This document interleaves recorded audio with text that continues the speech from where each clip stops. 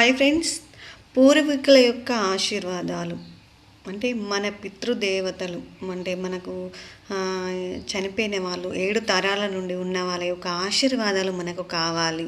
మనకి ఏ పనైనా జరిగిపోవాలి అని అనుకుంటే వాళ్ళ ఆశీర్వాదాలు తప్పకుండా అండి. దీనికి ఒక నంబర్, ఒక కోడ్ ఉంటుందండి. ఆ కోడు 11.11 అంటే 11.11 అన్నట్టు.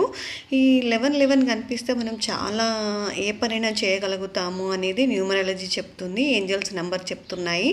కాబట్టి 11 కనిపించినప్పుడు మీరు ఏం చేయండి అంటే, కనిపించకపోయినా కూడా చేయొచ్చు.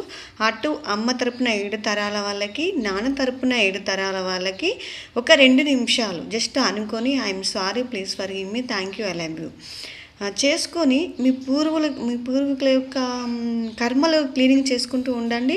వాళ్ళ యొక్క బ్లెస్సింగ్స్ తీసుకుంటండి.